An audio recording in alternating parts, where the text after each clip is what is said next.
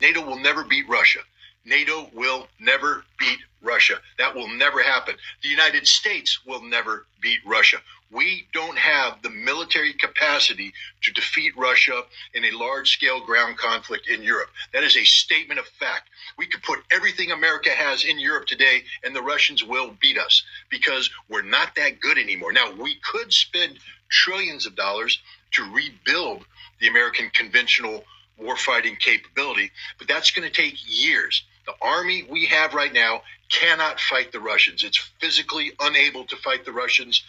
As General Cavoli, the commander of U.S. forces in Europe and the Supreme Allied Commander, noted last January in a presentation he made to a Swedish Defense Forum, the scope and scale of the violence taking place in Ukraine between the Ukrainians and the Russians is beyond the imagination of NATO. Listen to what I just said, beyond the imagination. Now, if you're a military planner, that means you haven't imagined this, so everything you're planning for doesn't take into account reality.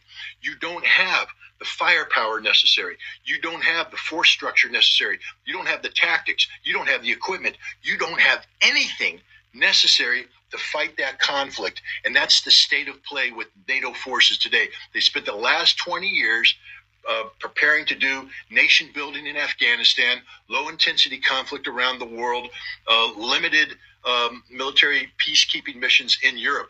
The last thing NATO has been preparing to do is put 120,000 men across the border to carry out large-scale ground combat against a peer-level force who is combat hardened and has been doing this for 15 months, is more prepared than they are. NATO can't do this, and yet van der Leyen, Stoltenberg, and others continue to pretend as if NATO has this capacity. They don't. NATO is bankrupt. They're bankrupt in terms of their training, their capacity. They've given all their weapons away to Ukraine. That's been burned up. They don't have the ability to build new weapons. Germany has just come out and they're sort of admitting that all this talk about spending 100 billion euros to rebuild the German army is just talk, because no matter what Rheinmetall wants to do, they can't afford the steel. Nobody can make the steel because of high energy costs. The raw materials necessary to build this military either can't be procured or are too expensive to be procured.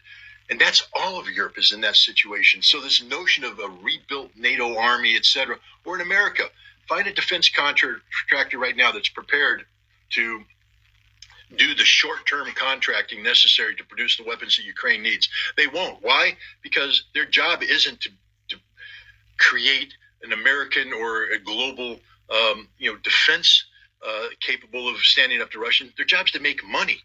Their job is contracting. So they say, if you want us to do this, we need long-term contracts so we produce enough equipment so that the profit margin is sufficient to make our investors and our board members happy. Russia doesn't have that problem.